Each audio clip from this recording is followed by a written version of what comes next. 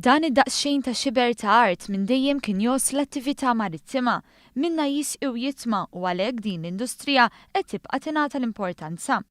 Ftit aktar minn sena wara li l-Gvern Malti ffirma l-konċessjoni tal-art ta' dik li kienet ix-Shipbuilding biex il-Mediterranean Maritime Hub tiżviluppa l-infrastruttura meħtieġa, ix-xogħol qabad ritmu tajjeb ħafna. Għal snin twal din il-medda ta' art fil-Marsa mifruxa fuq 165,000 metru kwadru tħalliet fi stat ta' abbandun. Bl-iżvilupp taċ-ċentru Marittimu issa qed titranġa l-ħsara illi saret bit-telqa illi kien hemm.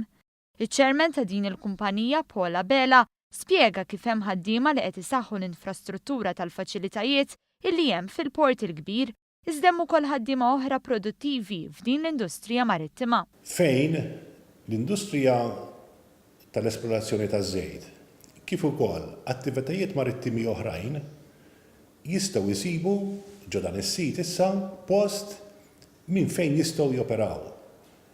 Voldieri korrettament inti għad li hawn nies qed jaħdmu u nies ta' infrastruttura. Illum aħna għandna fuq 120 impjegat hawnhekk u l-impjegati mhumiex qiegħdin biex jagħmlu l-infrastruttura, l-impjegati li għandna hawnhekk huma impjegati produttivi.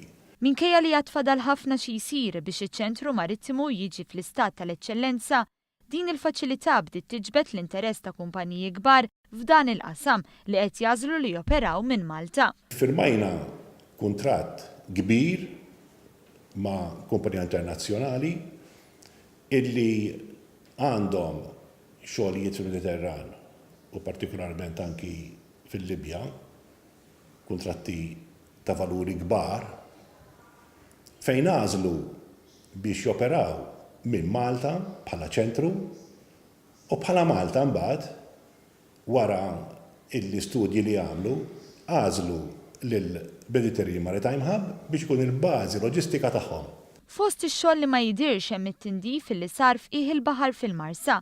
Dan ix-xogħol huwa importanti hekk kif anki hemm il-pjani li jiġu eliminati partijiet mit-terminal ġo dan il-post ħalli titwessa d-daħla tal-baħar biex vapuri akbar jidħlu bl-aktar kumdità. Hawn ġew huwa post kontaminat, il-baħar kien maħmuġ, mimli b'ħafna żibel, ġifieri kulħadd wadda bil-baħar.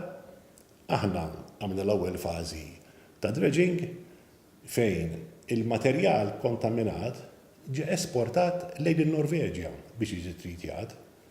Di qatt ma saret Malta. U issa qegħdin lesti biex l-aħħar tas-sena inkunu għamilna wkoll it-tieni fażi ta' dredging.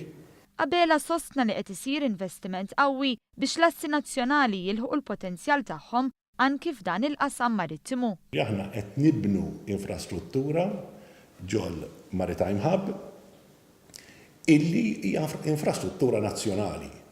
Qed ninvestu ħafna f'dak li huma infrastrutturi tal-mullijiet, qed ninvestu f'dak li huwa eħel baħar, qed ninvestu fil-faċilitajiet illi għandu jkun hemm biex ikollok ċentru marittimu ta' eċċellenza.